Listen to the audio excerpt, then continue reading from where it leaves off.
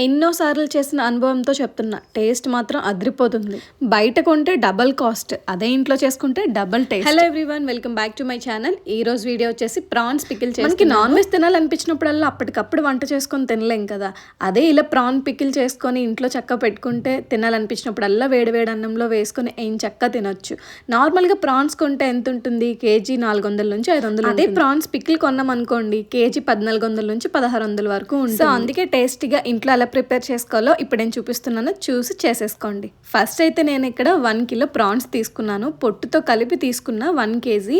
అది పొట్టు తీసిన తర్వాత 1/2 కేజీ దగ్గర వచ్చింది.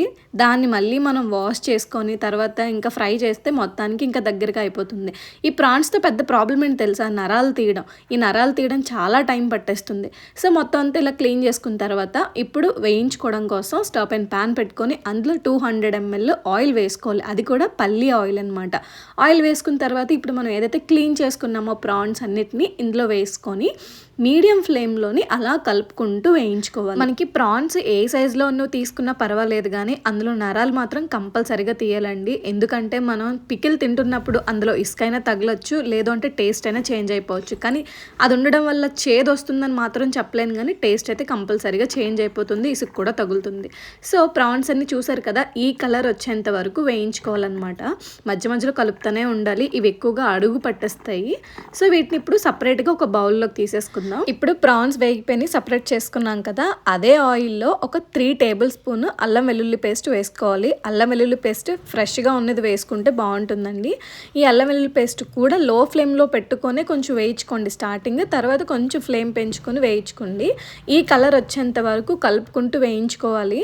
ఆ తర్వాత ఇప్పుడు మనం సపరేట్ చేసుకున్నాం కదా ప్రాన్స్, అవి ఇందులో వేసేసుకొని స్టవ్ ఆఫ్ చేసి. చాలా మంది ప్రాన్స్ వేయించుకుంటున్నప్పుడే అందులోని పసుపు వేసేస్తారు. పసుపు వేయడం వల్ల ఎంతవరకు వేగినాయి అనేది కరెక్ట్గా ఐడెంటిఫై చేయలేము. సో పసుపు లాస్ట్లో మసాలా మిక్స్ చేస్తున్నప్పుడు మిక్స్ చేసుకోవచ్చు, కానీ ఎప్పుడు వేస్తున్నప్పుడు వేయకండి. ఇప్పుడు ఈ ప్రాన్స్ కంప్లీట్గా చల్లారిన తర్వాత ఇందులో 2 టీ స్పూన్స్ సాల్ట్, అలాగే 2.5 టీ స్పూన్స్ కారం అనమాట. పొడి కారం మాత్రమే వేసుకోవాలి. ఆ తర్వాత 2 టీ స్పూన్స్ ధనియాల పౌడర్, ఇది వేయించుకుని పొడి చేసుకోవాలి. ఆ తర్వాత 1 టీ స్పూన్ జీలకర్ర పౌడర్, ఇది కూడా వేయించుకుని పొడి చేసుకోవాలి. ఆ తర్వాత 1/2 teaspoon garam masala, 1/2 teaspoon ఆవాల పొడి, అలాగే 1/4 టీ స్పూన్ పసుపు వేసుకొని ఇప్పుడు దీని అంతటిని మొత్తం బాగా కలుపుకోవాలి. ఇక్కడ నేను చెప్పే మెజర్మెంట్స్ ఎగ్జాక్ట్గా 1 కిలో ప్రాన్స్కి సరిపోతుందండి. అంటే 1 కిలో తీసుకొని మనం పొట్టు తీసుకున్నాక ఎంత వస్తే అంతా కూడా మనం పికిల్ చేసుకుంటే ఎగ్జాక్ట్గా సరిపోతుంది అనమాట. మొత్తం ఇలా మిక్స్ చేసుకున్న తర్వాత లాస్ట్లో 2 మీడియం సైజ్ లెమన్స్ని ఇలా జ్యూస్ పిండుకొని వేసుకోవాలి. చిన్నవైతే 3 తీసుకోండి, మంచిగా రసమున్నవి మీడియం సైజులో ఉంటే ఒక 2 తీసుకోండి.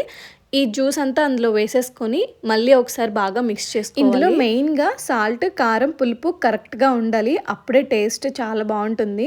ఇదంతా మిక్స్ చేసేసుకొని ఒక 2 డేస్ తర్వాత కానీ తింటే టేస్ట్ చాలా బాగుంటుందండి. ఇది చేసుకుని వెంటనే కాకుండా ఒక 1 or 2 డేస్ ఆగి తింటే అప్పుడు అన్నీ కరెక్ట్గా మిక్స్ అవుతాయి, ముక్కకు బాగా పడతాయి, కాబట్టి టేస్ట్ బాగుంటుంది. సో ఈ వీడియో నచ్చితే లైక్ చేసి సబ్స్క్రైబ్ చేసుకోండి.